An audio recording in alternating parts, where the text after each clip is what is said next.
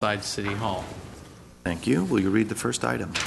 There's a public hearing at the item on the public hearing agenda is Director of Community Development regarding downtown specific plan amendments relating to height and density bonuses and related miscellaneous text and map amendments. 1A is an ordinance for introduction. This is a public hearing, and I will open the public hearing at this time. Mr. Ochoa. Yes, sir. About this time last year, trying to best manage the pace of the downtown development, the council took up the issue of revisiting the assumptions of the downtown specific plan and more specifically the incentives contained within the DSP. As a response to that, several months later, staff returned with the council's direction to provide an update and maybe some suggestions that best mirrored the council's vision and considerations for altering or in some cases eliminating some of those incentives, with the idea being that enough development had gone into the downtown that in fact in many ways downtown Glendale no longer needed to incentivize such development in the same manner. So we had those suggestions for you. The council combed over the list of suggestions and alterations and gave still more specific direction that would be encapsulated in an ordinance, which is basically the ordinance that is before you today for introduction. So with that as a preamble, let me bring up our Deputy Director of Community Development, Alan Loomis, who will walk you through and refresh your memories collectively on the direction that was given and the steps needed to go forward. Alan? Thank you, Mr. Ochoa. Thank you, Mayor Najarian and council members. I've put on the dais the slide presentation that I have up on the screen. It's about 25 slides. It goes through each of the items point by point and discusses them in detail. I'm prepared to go through all of them at the council's preference. I can accelerate them as you like and kind of cut to the sort of primary point that needs to be discussed this afternoon. That's the recommendations that came out of the Planning Commission, or I can just go through the whole thing. Why don't we go at it at about a trot? Okay. I will trot through it. So today's action is an introduction of ordinances amending the downtown specific plan. As City Manager said, this reflects input that was given in October of last year. You actually initiated these ordinances in February of this year. That's a typo, obviously, up there. Would have been 2014, not 2014-5. And the Planning Commission heard these input, reviewed this ordinance in June of this year. As a reminder, there are various goals associated with the downtown specific plan in terms of the 18-hour downtown, promoting development in the downtown as a way of sort of accommodating development pressure within the city and to protect neighborhoods. Providing for quality investment and platform for future investment throughout the downtown. In February, when you initiated these amendments, as the city manager said, specifically you focused on the height and density incentives that are built into the specific plan. And specifically those four that are mentioned there were the ones that we were asked to sort of revisit or modify. And you also then initiated said amendments that we took to the Planning Commission. So as a reminder, there are a number of incentives in the downtown specific plan. I'll go through those. You'll see the full list on the screen that allow for developers to request height and density bonuses. And of the various projects that have been developed, approved, and under construction in the downtown, these 12 have taken advantage of the public open space incentive. 2 of them have used the green building incentive. There's been 2 hotels. Hotels are provided with a height and density bonus. There's 1 project, it's the YMCA Affordable Housing Glendale Arts Colony, that has used the affordable housing bonus that's in the DSP.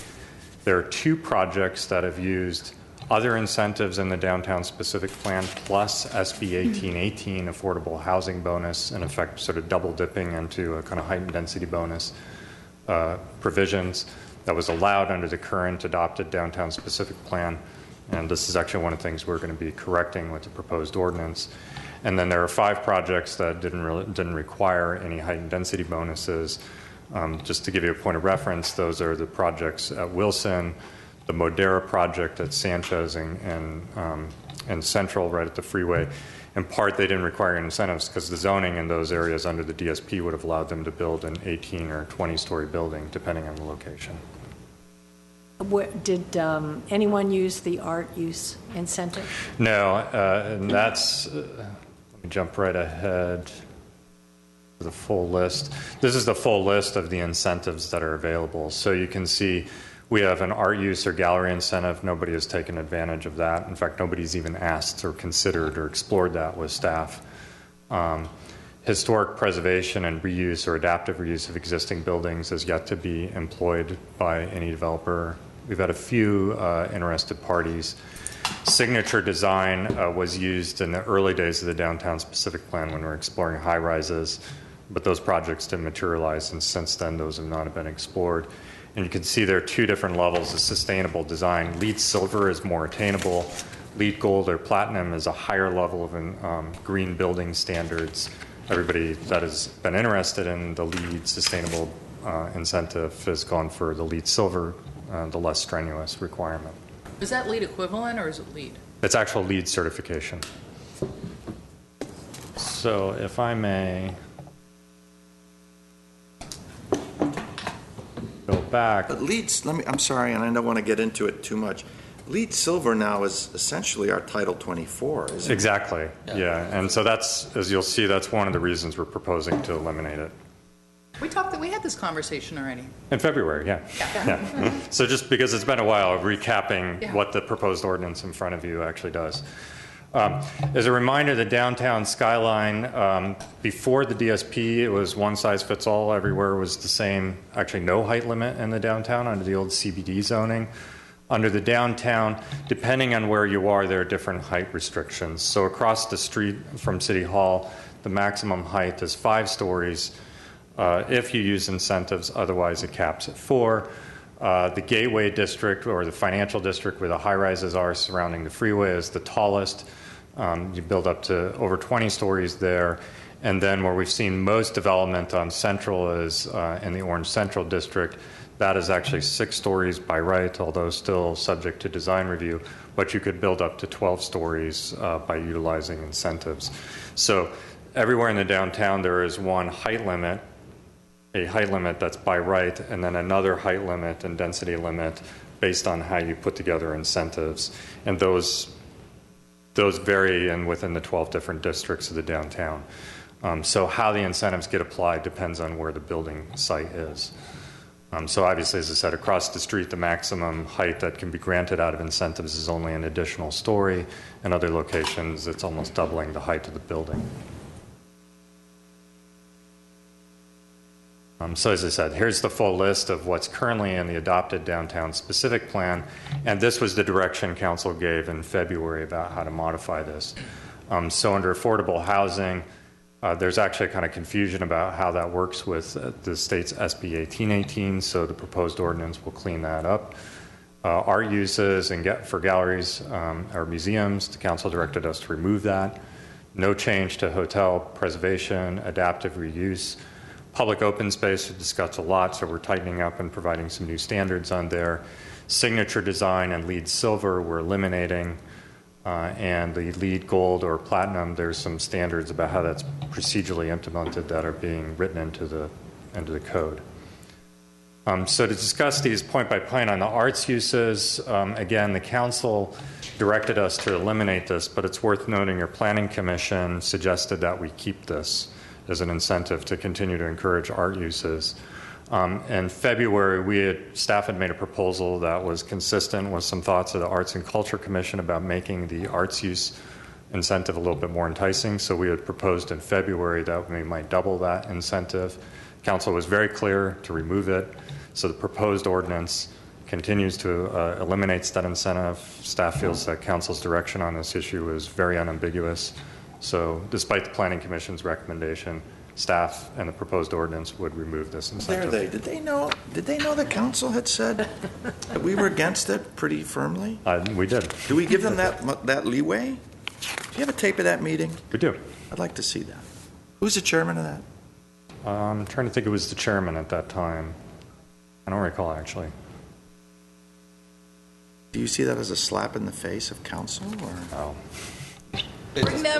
Bring us their heads. Seriously. I made it very clear to them that council's direction was Seriously. to eliminate it, and they suggested you reconsider I'm that. serious about that. Why do Well, they take that time? Mr. Mayor, if I may, I mean, any zoning change, it does go to them for recommendation, even though an initiation has occurred and council members have made their preferences and direction is pretty clear.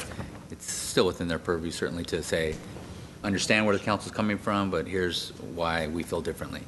And that's part of their role, their authorized role under the planning law. Were they that courteous in their evaluation? Yes. Okay. Yeah. In fact, their recommendation was that you reconsider it. They were scared. Agree to disagree. So as I said, staff thinks council's direction on this was very clear, so the proposed ordinance follows council's direction. You didn't wink at him, did you, when you said that? Okay. The wrong idea. Okay. Planning Commission has another idea that we actually think has merit. This is that we'll be presenting at the end.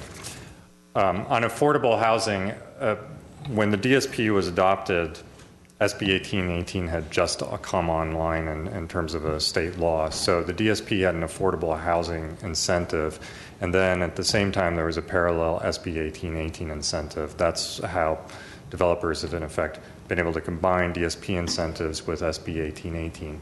Where we have used the DSP, in the DSP projects have used the 1818 incentive, it's required a bit of a case-by-case analysis because SB 1818 uses a unit per acre to establish the maximum density that then the bonus is applied onto. The DSP has been FAR-based, so we've always had to calculate this project by project. So what we are proposing under the following council's direction with the proposed ordinance is that we will eliminate the parallel DSP bonus. It will only be SB 1818. We will also prohibit the combination of SB 1818 affordable housing bonus with any incentives. In fact, we're going to say you can only pick one incentive out of the DSP. You do affordable housing, that's it. If you want to do a hotel, that's it. Or you can do public open space. You can't combine, say, public open space and adaptive reuse. You sort of get to pick one incentive overall. Is that because you'd make the density too high if you did two? That's correct. And also because I think we can't say you're not allowed to sort of combine SB 1818 with other incentives because then it's sort of prejudiced against affordable housing. But can't be prejudiced against an incentive? I mean, I see, because it would be against affordable It housing. would be specifically saying affordable housing is more difficult, so we're just saying Right, you okay. can only pick one incentive. Got it. And like I said, in practice so far, developers have only picked one incentive, except when they've put SB 1818 on top of an already existing incentive. So this will prevent that sort of double dipping, if you will. And then we've also established a unit per acre density for the different districts and the downtown for the purposes of applying the maximum density for SB 1818. So under that incentive, there's a chart that lays that out.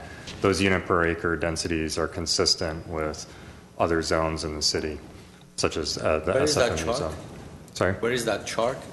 It's in the proposed ordinance. Is that 4A?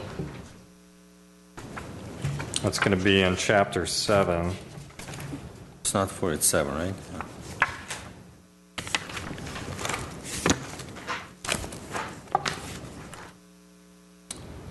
And it is on page 7-3 or 101. Sorry, 7 It's dash table 3. 7B. Table 7B. Let me find it. Okay. And I have a follow-up slide in the back that I can refer to if you'd like to sort of discuss that in greater detail.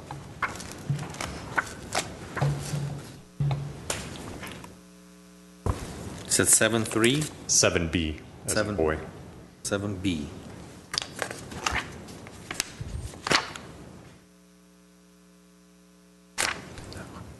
Oh, no, not that one. 7.2. It's also numbered. There's no. These little numbers here.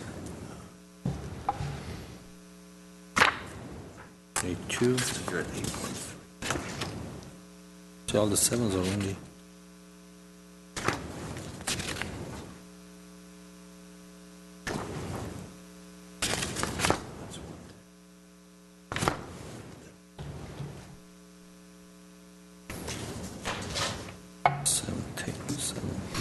Got it, thank you. So these are number of units per acre. Correct.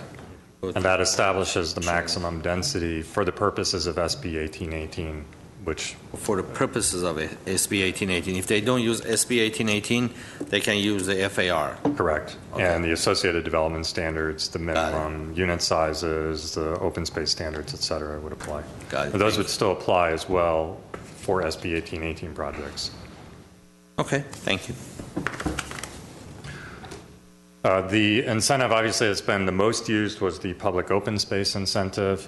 As adopted, the DSP requires 5% of the site area to be publicly accessible or public open space.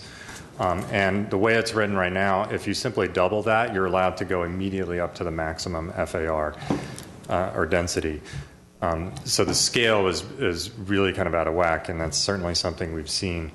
There's also relatively limited sort of design expectations that are written into the DSP. We've been sort of dealing with those through design review, sometimes with greater success than others, as the council has certainly commented upon.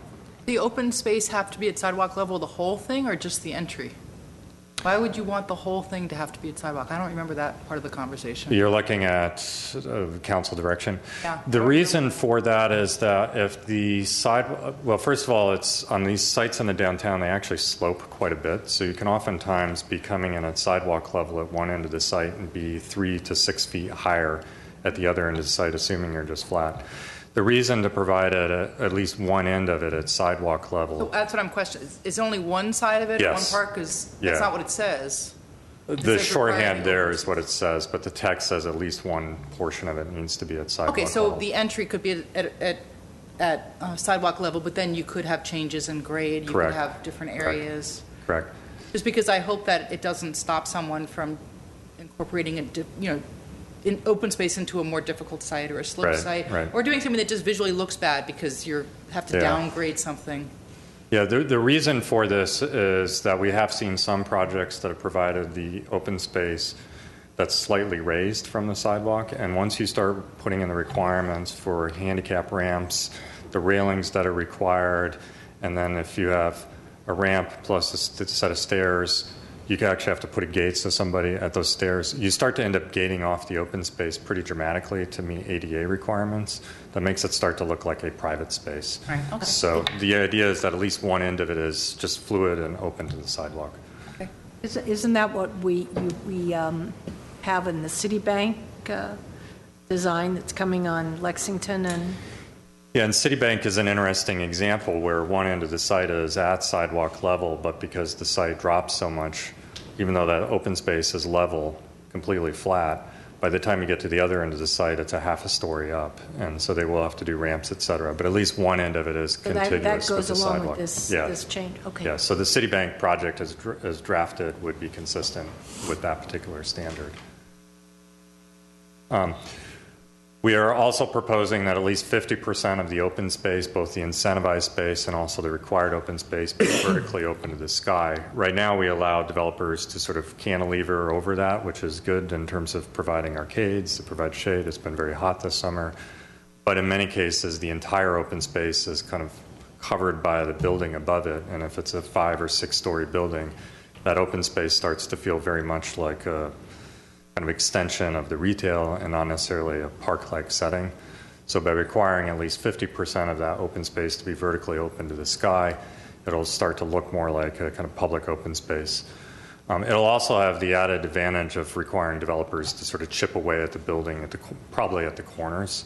Most of the buildings we've seen have been very blunt at the corners. This requirement, they would have to sort of carve the corner back. We get a little bit more corner articulation out of the architecture.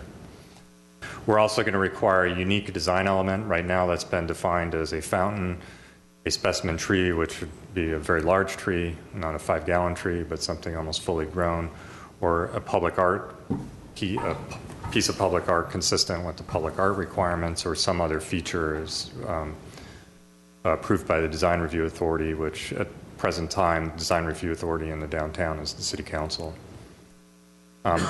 The other one is this publicly accessible open space sign. These are some examples from other cities that have had very robust, privately own public open space standards. You can see they have various standard signs that say this plaza that's on private property is in fact public open space. So we've developed a similar set of standards for Glendale projects. So somebody walking by that building would know, in fact, that is a public open space. We'd probably do these signs to look pretty consistent with the signs we've been implementing in the public parks, so it would have that kind of continuity with the public park system. On sustainable design, these are the incentives you can see right now that the Downtown Specific Plan allows. There are two problems. The first, as mentioned, LEED Silver is essentially meeting the building code with the new California green building requirements and Glendale's green building amendments. So by giving a bonus to LEED Silver buildings, we're in effect giving bonuses to buildings that have met the building code. Sort of like How many projects used that LEED Silver? two of them so far. Two so far. We've actually had 4 proposed. But 2 of them backed off of it because of the second problem, which is that LEED certification is made after the building is completed. So right now, what we do in order to enable somebody to do the LEED certification, we're giving away a zoning entitlement under the promise that they're going to get a certain measure of environmental performance and certification from an outside agency after the building is constructed. So what we've done with those 2 projects is we've required them to submit their pro forma to an outside agency, usually Kaiser Marston, that evaluates how much profit they're making off of that bonus. We then say, we want a construction bond equal to that profit that we're going to hold on to until you get that certification. When you get the certification, we'll give you your money back. If you don't get the certification, we'll keep the money. So we've had 2 projects that have been willing to go down that route. The other 2 said they were going to do LEED certification, got their approvals, then their financiers were not willing to go down that path. But they got maybe 2 floors or 1% FAR on top of, right. They got that incentive already, the bonus. Yeah, so there's 2 projects that backed off of the LEED Silver incentive, came back to do open space. The open space is actually a little bit compromised. So by writing in these expectations about how LEED certification as a bonus is going to be implemented through this bonding process into the code, will be upfront to developers. That's the expectation. And which projects are those? The 2 that already used it? It was what was now known as Elevate at the time. It was called Broadway Lofts at Broadway in Maryland. And then the project under construction at Central and Wilson, which will have a CVS at the ground floor. Central and Wilson. Southeast corner? Southwest. Southwest corner. Sorry? Project. Okay. Okay. So we would leave LEED Gold or Platinum. Gold or the ranking is obviously LEED Silver. LEED Gold, Platinum is at the highest ranking. So we'd leave the incentive as it stands for LEED Gold or Platinum. The signature design is sort of designed for the sort of great architect coming to town, and I think the idea when we wrote this was that Frank Gehry would show up and do a fantastic building, and just by virtue of having a Frank Gehry, we'd be willing to grant him all sorts of exceptions. Frank Gehry has not shown up to town, so this has been a fairly difficult incentive to employ because it's based on some pretty subjective standards, so staff and recommended council concurred we just strike this out of the DSP. So to summarize, these are the changes on the various incentives associated with the downtown specific plan. Most of the amendments and the proposed ordinance would have impact Chapter 7, which is where these incentives live within the downtown specific plan. There are a few other amendments that council directed. Most of them are related to the maps, bringing the maps up to date with kind of current development. For example, the bike routes that are in the adopted bike plan are not showing up on the mobility maps in the downtown specific plan, so we're incorporating those. There are some frontage standards that in practice have proven to be almost irrelevant, so we might as well take those out. They just cause confusion with the counter.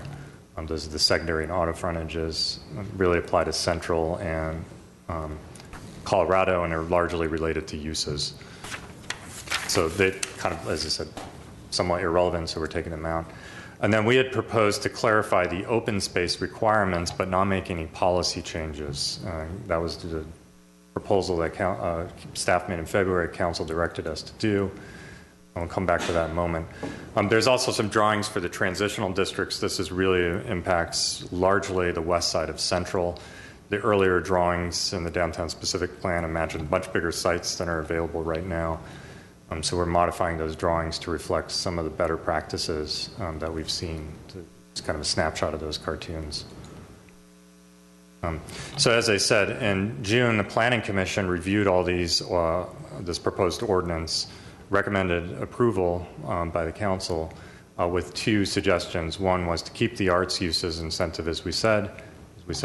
Council's direction to eliminate this was very clear, so the proposed ordinance takes that out, despite Planning Commission's recommendation. But the Planning Commission also recommended that we tier the open space standards. This is what is required of all development, whether they use any of the incentives or not, that we tier those open space standards towards development intensity. And council has had some discussion on this topic, so staff thought there was some merit to it. So we had come up with a proposal for that, and then we have a kind of modification of that proposal on the dais for your consideration this afternoon. But just as a reminder, what's currently adopted is that all development in downtown is required to provide 10% of the site area as open space, and then an additional 140 square feet for every residential or live-work unit that's added onto the project. Of that area, this is reflecting Planning Commission's recommendation. Actually, let me jump forward. This is what's not quite what was required. Sorry, should add an extra slide in here.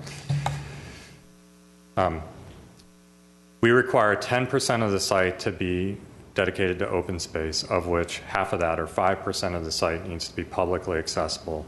And then an additional 140 square feet needs to be provided for every additional residential unit. That's what the code, or the DSP, currently allows. What we had recommended, there we go. Here we are. This is what's currently in the staff report as Table 5A.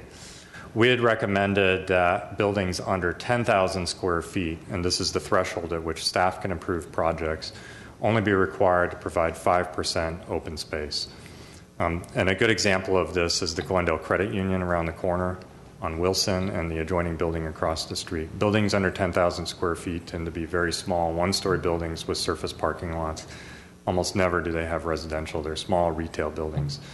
The retail building that the Caruso affiliated is putting up next door to the Masonic Temple, under 10,000 square feet. And requiring 10% of those sites to be open space often means we're talking about those sort of leftover areas around the parking lots because they tend to have surface parking. So dialing that down to 5% seems to make a certain amount of sense. Alex Theater A district is really mid-brand directly on either side, the block where the Alex Theater is located. Requiring open space for buildings there, and I'm thinking of the building that burned down where Scaff's was. They come back to redevelop in order to provide 10% of open space on that building. Most likely they're going to have to do it by setting the building back a good 10 or 15 feet from the sidewalk. That then becomes a real disruptive to the sort of continuous sidewalk and retail and storefront experience of the mid-brand district. Quick question. Aren't they grandfathered in if they came back down? with exactly the same building? Yeah. But if they may come back with a slightly different proposal or want to do something different. We have a couple of projects that have come back and forth on mid-brand where this tends to be an issue. Okay. This requirement of 10% of open space. Because the sites are relatively small and there's not that many options for where you put it. So that's why Alex Theater A you'll see is 0%. And the maximum you can really build on those sites is only 2 stories anyways. So they're not very large buildings. It's really similar to what's already there. Then under the staff proposal that's in the staff report right now, buildings over 10,000 square feet, we had this kind of intermixing scale here. So depending on what district you were in, the percentages would go up. So you can see the Gateway District, that's the financial district, or the high-rise zone would go up to 20%.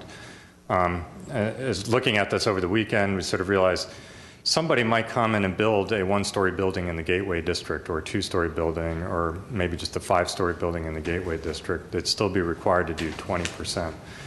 open space. This really wasn't capturing the intent of the Planning Commission's recommendation.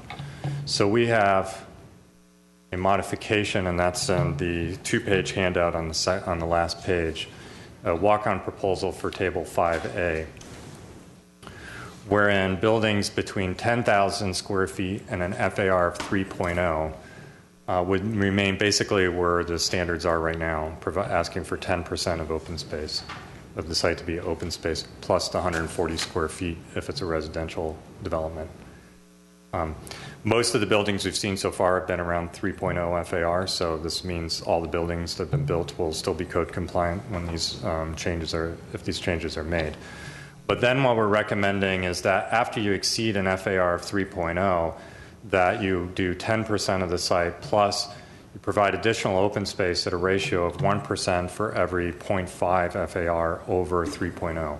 So in the case of the Gateway District, where the maximum development potential is an FAR of 7.5, that would be a fairly significant high-rise, probably an office building or a hotel. They would then end up having to provide 18% of the site to open space. And it would scale as the building gets bigger from that platform of 10% open space. So as the buildings get larger, they have to provide more open space. There's a nexus then between the requirements and the intensity of development. So these are requirements with no incentives attached? Right. You could still do the incentives on top of that, but you would have to provide it according to the standards that the ratio that we've put out plus all the additional standards. So it's possible you could see a high-rise in the Gateway District, a new office building, would have to provide this open space, and then maybe they want to build a little bit more, they'd come back and provide additional open space according to the standards, provide a fountain or a piece of art in the plaza in front of the building. So it really, I think, captures kind of the council's intention of trying to ramp up the open space expectations. And it provides a lot of kind of clean numbers that makes it actually pretty easy to administer when staff is talking with developers over the phone, across the counter, or in a conference room. Don't have to do a lot of complicated math to figure it out. It's pretty straightforward ratios. So we would propose that Table 5A and be modified according to this walk-on proposal when you introduce the ordinance. There is also an addendum to the final environmental impact report. The downtown specific plan was prepared in 2006 that you'll be asked to consider next week. Should you introduce the ordinance, because all these changes largely tighten up the development possibilities, add new development standards. They don't increase the impacts that were previously identified under that EIR. That's why an addendum is the appropriate document for this environmental impact report. So I'm finished trotting through this. Today we're asking you to introduce two different ordinances. One will amend the DSP text, the other amends the maps. The vote for this is scheduled in 2 weeks since there's no council evening meeting next week on account of the Walkboot Tuesday. Should you vote on the ordinance, which will require a 4/5 vote minimum, be effective 30 days later, which by my count is actually Thanksgiving Day. So I'm happy to answer any questions and kind of backtrack as necessary. Thank you. Questions, Mr. Karpetian? Yes. Do we know how many projects we have in the pipeline coming in the next year or so? Do we have anything indicating as to even we have any projects coming in? To the best of my knowledge, there's only one active application. Okay. There's a couple of sites that are on the market and projects that people have been talking about, but only in kind of vague generalities. Okay. Okay, I think we missed the boat on getting some of the things that we wanted to get. As far as I was very vocal about the corner elements and the architectural pieces on the corners of this property, especially the ones that are in a location that is a gateway of Glendale. Also, for the future developments, the eye level, the design of the eye level of these projects has to be taken into consideration, because when you walk, you won't look up 6 floors and try to look up 6 stories, but the design on the eye level, the bottom of the building, is very important to be consistent with our code, at least, so we won't have a long 600-foot long building with not much on the bottom of it. Also, the design of the open space, we were talking about a water feature or a specimen tree or something else. I think we need to require all of them. It's just to have a nice, visible, standalone, with a good design open space, that public open space that public can use, and a bench or something for people to sit down if they wanted to. I think that has to be part of the unique element of that building, not just a concrete floor that you can't even tell where it is. As far as the SB 1818, the number of units versus the FAR, I don't have an issue with it, but I think we need to look into it so we won't take that incentive away. Because if you are in a 2.5% FAR zone and you have an acre lot, for example, you can build, I don't know, times 2 is 100,000 square feet, is rounded up. And within that, you can fit maybe 100 units. But if the same zone allows only 100 units when you have SB 1818, nobody's going to use SB 1818 because one of the reasons they do that to increase the number of units. So I think we need to look into that along the way to make sure that the incentive will stay there for people to, when they use the SB 1818, for them to use it basically, because if there's no number of units will not increase, nobody's going to use it. So these are my comments, Mr. Mayor. Thank you. Comments? No, I think I mean, we talked about these changes, and I think that they're all very positive changes. I mean, I guess trying to come up with ways of codifying what really should be good design, that's the challenge. And we have that same challenge a lot of times with things that we try to do going through design review. So I just hope that the intention's understood, but that we build enough flexibility into our ordinances so that we allow people to come forward with something that really is a creative solution to what might be a challenging site because of grade, because of all kinds of things, because of the context of what's around it and other buildings, and that can write it in such a way that there's people don't have to go to a variance just to get a good design, and that we don't compromise the design because we say, well, our ordinance says it has to be on, at all one level, or it all has to be on grade, whereas by changing grade, they might be able to create something really spectacular. So if there's a way of writing the code as an either or, like either it's this or you can demonstrate that it functions better another way, that we allow that option to come forward and allow us and staff to be the design review authority. Because I would hate to see us codify out better solutions, better uses. I'm talking about the open space particularly here, but better open space because we're not flexible. The goal here, I think, is clear that we want to have really good, usable, publicly accessible open space. And that's going to look different on different buildings and on different sites. So is there a way to create a code that allows people to bring those alternatives forward without having to go through a variance to do it? Right? I mean, right. So it's a question. I mean, can we write it in such a way that we say sort of like, or you can demonstrate something better than what we require? Right. I think that's why we've said on the sidewalks, level with the sidewalk, at least on one edge of the open space, so people could terrace it up, for example. The issue with the specimen tree, the art unique design feature, it's a unique design feature such as a specimen tree, a fountain, or public artwork, or other element is approved by a design authority. So I think we've tried to write in some flexibility. Okay.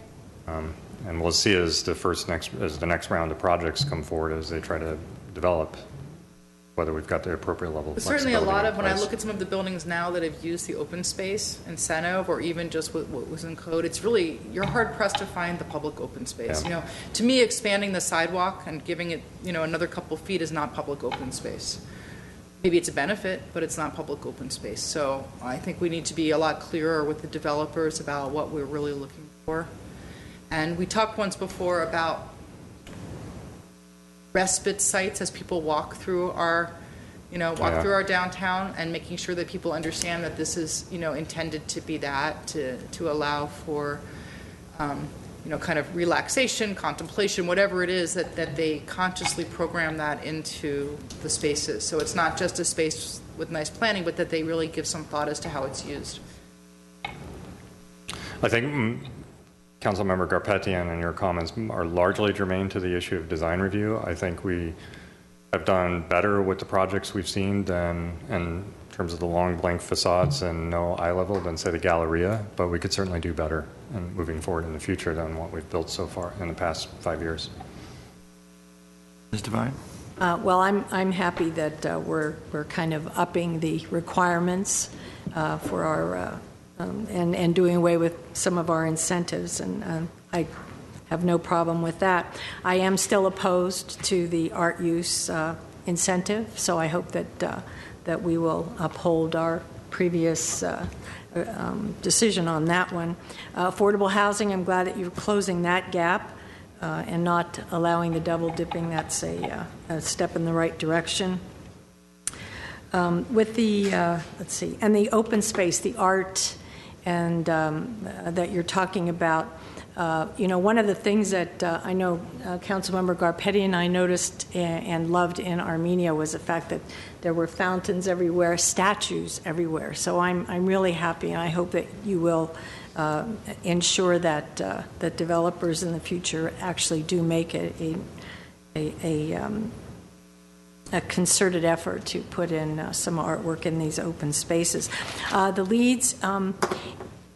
If we want, you're talking, the silver is a requirement from now on, correct? It's a sort of silver equivalent. That's what the code requires. Okay, what the code requires. So if we want them to do, or if someone wants to do the gold or the platinum, might we want to give them something for that? I mean, we're getting rid of a lot of this give-get in our ordinance so far, but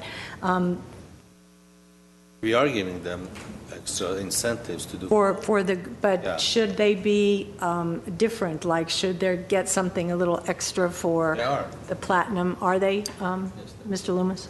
The developers would get the same incentive for doing either gold or platinum. On the Then way what would be the incentive of them doing? I'm backing up to that. I Okay. believe it's written at 2 stories. No, I take that back. I believe it's 3 stories. Yeah, 3 stories or an additional 1.5 FAR of density for either lead, gold, or platinum. Platinum is the highest standard you can get, obviously. Right. So what I'm thinking is like maybe gold 2 stories, platinum 3 stories, just to kind of give them a little bit different incentive, because if you offer them both the same, then why wouldn't they go for the gold and never go for a platinum? So, In practice, I think that would probably be the case, yes. so that's So you'd that's propose making a gold platinum incentive to be 2 stories? right. Just in case. Gold to be 2 stories, platinum to be 3. 3. Yeah, and Something we could like easily that, do so that. it Can you makes do it a little that? more. Yeah, we I'm could okay with easily that. modify the tables that provide the incentive. Then That's that would be the I'm only. okay with that. consensus of council. And how many projects took gold or platinum incentive? Well, none. None in the downtown. They've only done LEED Silver. The Disney company has done some of their buildings to LEED standards. They may be, But they the new office building may be a LEED Gold. I can't remember how far they went. All right, and let me think. Let's see what else I think. Oh, and I'll bring this up, and I know it's not part of your, but I noticed that there was on the map amendments. You did the bike routes and others, but nothing was mentioned about one-way streets, and I'd asked for a report on one-way streets in the mobility study, and I know that's not, and I noticed in the mobility study on page 29, Appendix A11, it gives a list of advantages and disadvantages of one-way streets, and they're all advantages. And I'm just asking maybe City Manager, Mr. Ochoa, if we can revisit that, the one-way street issue. All that's coming back at your study session November the 3rd, I think. Perfect. Okay, great. Be back Thank you, here to talk Mr. about Loomis. that with engineering staff. I know. I just had to get that in there, though. Okay. Otherwise, I'm good with the amendments. I'm good with everything, but the only thing I'd like to maybe put up for discussion is requiring some sort of seating in the public open space. Because nothing says, get your butt out of here, keep moving, than having a space with no seating. Now, that's a nice tree, that's a nice fountain, but That's what I said. Move it along. I'm going off your comment. It actually is written into the code, but maybe the way it's been implemented, project by project, hasn't been terribly satisfactory, so we could probably write some sort of language that I emphasizes mean, wouldn't you that agree point. that's really a much greater amenity to the public, having some place to sit? Yeah, absolutely. You don't want to collect, we don't want it to collect trash. Obviously, there's some negatives that could be seen from there, but Absolutely. I mean, I feel like this summer it's been any place you could sit down is not shaded because the trees or these projects are relatively new, so they're not providing the shade you would hope. But we could take another look at the language we have written in there and see if we can emphasize the need for seating. I mean, I don't even know if you want to put in standards, certain number of seats per square footage of open space. We could look at something along those lines. It may be best to actually leave that on a case by case because public space in one project might be very different than another. But I think to the extent that we encourage the development community to include seating areas for council direction, and then as you are the design review body, you can say it's appropriate here but not appropriate there, or what you're providing isn't nearly enough for your taste. But I think we can express that pretty clearly from the comments we've heard that we do want to see more of those rest and seating areas. Yeah, But not have a hard and fast standard just yet because the projects will be so different. I mean, when I think of public open space, that's what I think of, being able to sit down and take a breather. That's kind of what you were talking about, too, the different refuges throughout the city. I'm looking at section 7.2.4. It's the standards for the public open space incentive, which is on page 7-5 in the underlined version. There's a number of standards which are what we've put on the screen. I think we could probably add something that talks about providing public seating, because that's actually not explicitly written there. It's in the open space standards elsewhere, but we could lay that out. A seating wall, it could be benches, it could be tables and chairs, it could be any one of those things, so we would want it to be appropriate to the project, Yeah, so we could put something along those lines, provide public seating such as benches, seat walls, cafe seating that's available during the public hours. How many of our approved projects have incorporated seating, fountains, trees, a shade area, anything, and it's really visible? Well, you can't tell this is a public space. Off the top of my head, I don't think any of them have done fountains. We have a lot that have provided shade because so much of the building covers their cantilevers over the public open space.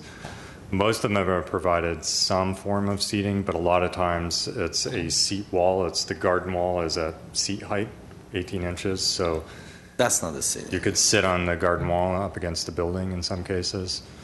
Almost all of them have provided some form of planting, but not always planting that sort of shades the seating area. So we could take another look at that and come up with some sort of language that addresses that concern. Mr. Mayor, I just wanted to point out that previously the front setback was used as part of the equation for open space, and now in this new ordinance it will not be in the equation, correct? For the additional incentive. So what we want to prevent is the ability of a developer, because you can account some of the front setback as towards your open space, meeting your open space requirement. We have seen some developers say, well, let me just make that an additional 1 foot wide. I've got a 300-foot long project. Now I've added 300 square feet. Now give me the bonus. So smart. Yeah. Requirement now is that you would have to provide your open space that gets you the bonus needs to be at least 20 by 20 feet. So it actually has to look like something that's a space that is obvious as a space and not just a wider sidewalk. Okay. Trying to close the gap on that. Okay, thank you. There's no other comments. It's a public hearing. I'll close the public hearing. And what we have is an ordinance for introduction with the amendment on the LEED, Gold, and Platinum. And are you actually going to incorporate the seating language? Yes. That we said? Yeah, we'll add that to the open space incentive. Are there any other amendments that we? Just the one that Mr. Loomis referenced in the presentation regarding the open space requirement. Right. Table 5A. Right, that sliding scale on the. So the walk-on amendment to Table 5A. Waterfalls and stuff like that. And we don't have to mention the art use. I mean, we're going to It's in That's It's in the ordinance, so Right, yeah. we're Sticking good. We're, with that. okay. Okay, would someone like to introduce it? I would. Okay, thank you. Second.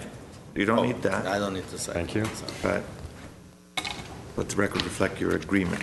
It did. The, I was very anxious in agreeing. And that concludes the agenda, the business agenda items for this special meeting. Is there a motion to adjourn? So moved? Do you need a second? Yes. Okay. Special meeting is adjourned.